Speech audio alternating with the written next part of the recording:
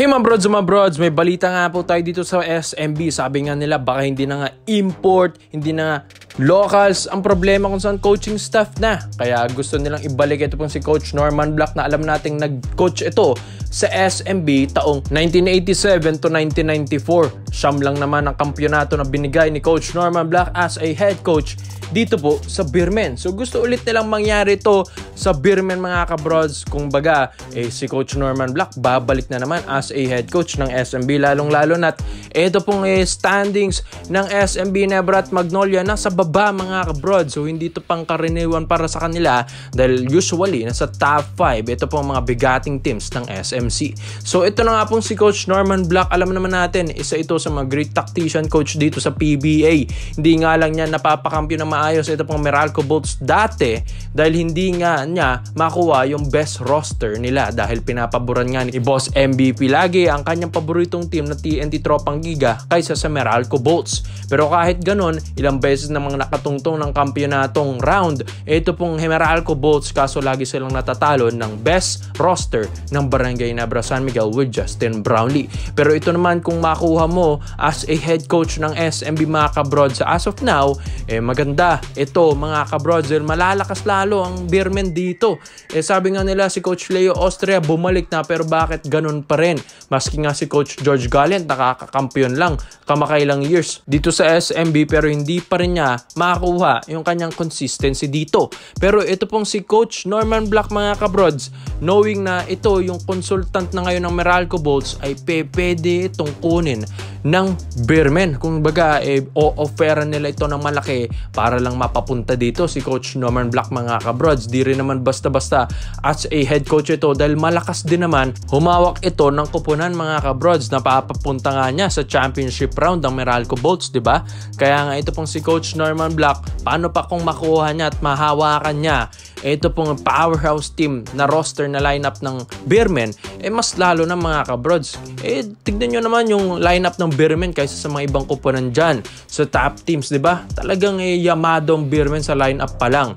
Ang kailangan lang talaga mamando ito ng maayos mga kabrods. Kaya hindi rin naman tayo against kay Coach Leo Austria pero parang ganun yung nangyayari at nasasabi ng mga fans nila.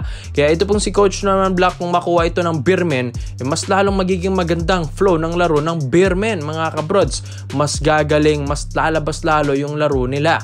And ito nga sa Meralco Bolts, kung napapansin nyo kung si Coach Norman Black ang nagmamando dito, gumagandang laro ng bawat isa. Kumbaga team play ang favorite nito na coaching strategy ni Coach Norman Black mga kabrods.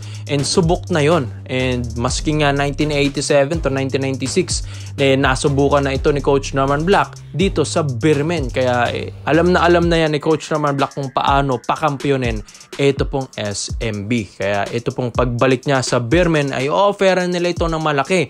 Lalong-lalo na team consultant pa ito sa Meralco Bolts ngayon. Ayan, laki ng offer dyan. Kailangan lakihin din ng Ginebra yung offer nila para nga mapapayag ito sa SMB. So ngayon mga kabrods, alanganin ng SMB sa elimination round. Baka nga maisa sila sa ma-eliminate ngayon. So wag naman sana, kaya kailangan lang talaga nila ng magandang coach talaga. Sabi nila mga brods, papalit-palit na sila ng import, pang-apat na yan. So kailangan na nga talaga, baka coach na ang problema mga kabrods. Nagtulong-tulong lang din naman ng mga locals and imports. So talagang siguro nalilito lang sila sa place mga kabrods. Nagkakapaan na naman dahil from Coach George Gallant to Coach Leo Austria agad, diba? So ikaw mga brods, so tingin nyo ba lalakas bang Beermen kung makuha na talaga nila at makabalik si Coach Norman Black sa pudar ng SMC? So dito naman po tayo sa kabilang balita naman natin mga kabrods. May balita nga dito kay Paul Dalistan Lee. Yes, alam naman natin, nabalita na rin natin ito na ito pong si Paul Lee ay gustong trade na ng Magnolia Hotshots. Pero nung narinig ito ng Barangay Nebra San Miguel, why not sila na lang kumuha via 3-team trade? Dahil alam naman natin, pag niligawan ng Ginebra Management si Boss Al Francis Chua, susunod at susunod lang ito pong si Boss Al.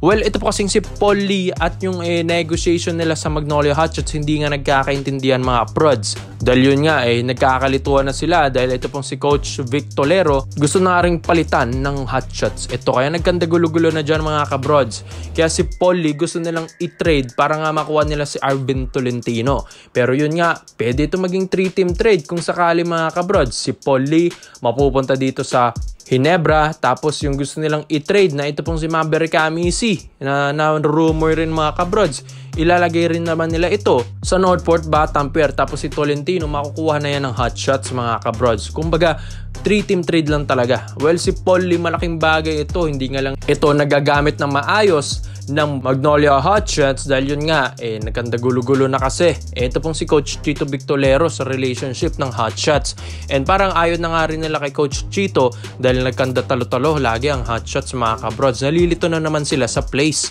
Kaya ito pong si Paul Lee ay napakalaking bagay na ito sa Barangay Nebra San Miguel mga brods. Magamit mo lang ito ng maayos, talagang meron ka ng sharp shooter sa iyong koponan.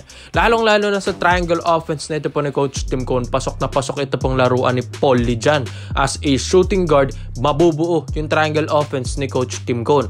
Kumbaga pag meron kasing nagdadrive dyan sa ilalim sa paint mga kabrods, tsak na malilitong defenders, tapos malilibre ito pong shooters ng Ginebra. Sa ngayon kasi sa Ginebra, inconsistent kasi yung mga ibang shooters nito. Biruin mo yan, point guard pang sumushoot lagi si RJ Abarentos, imbis na shooting guard dapat ang tumitira lagi dyan. Pero ito pong si Paul Lee, kung makuha ito ng Ginebra, pwede ito maging spot up shooter nila. Kumbaga spot lang, naghihintay lang ng malibre, and kapag komportable ng tumira, ititira ito ni Paul Lee. Sa ngayon kasi mga kabrods, kita nyo naman yung standing ng Ginebra ngayon. Alanganin, baka nga sila pa yung ma-eliminate this elimination round Kaya kailangan talaga nila ng puwersa, scoring mga kabrods. Problema ng Ginebra, defense, big man, and shooter. So kailangan lang talaga nila ng isang consistent na shooter mga kabrods, talagang papasok at papasok na ito sa playoffs round. Alam mo naman natin, ito pong si Paul Lee, angas ng tundo ito mga kabrods. Hanggang ngayon, kayang-kayang pang sumabay na ito sa mga batang players sa PBA. Stroke pa lang ni Paul Lee, ang hirap na pigilan. 4-point play nga, kotang-kota na yan kay Paul Lee mga kabrods. Kumbaga, yung 4 points pabor na pabor ito kay Paul Lee dahil kung tumira ito, ang layo talaga mga kabrods. Tapos, pumapasok pa. Yan din yung problema ng mga defenders ni Paul Lee kung paano ito bantayan. So, ito pong si Paul Lee, kumakuha ito ng Ginebra, lalong lalakas sa scoring. Ang Barangay Nebra San Miguel, malay natin, maiabot nila ito sa trade ngayon bago mag-playoffs at makatulong si Paul Lee sa mga remaining games ng Barangay Nebra San Miguel. At dami na rin namang napatunayan ito po ni Paul Lee mga kabrods sa Magnolia Hotshots, hindi lang sa Magnolia, maski sa Gilas, Pilipinas mga kabrods. Kumbaga, ito yung tumira talaga sa China. Kaya ikaw mga brods, alam ko nga malaking tulong ito pong si Ball Dalistan Lee. Well, kung ito yung talagang napunta pa sa Ginebra dati pa, siguro nga ito pong Ginebra, hindi ito hirap ngayon manalo. Lalong-lalo na yung prime na Paul Lee pa dati, mga kabrods. Maski nga si James Yap, di ba, pinatalsik dyan, makuha lang si Paul Lee sa Pure Foods franchise. Kaya ikaw mga brods, sa tingin nyo ba, ito pong si Paul Lee ay malaking bagay ba ito sa Ginebra this season via 3-team trade? Kaya komento mo lang ang opinion mo dito mga brods. At isa natin. Salamat po sa panonood mga brods. This is Overrated. Dahil ito lang, I'm out.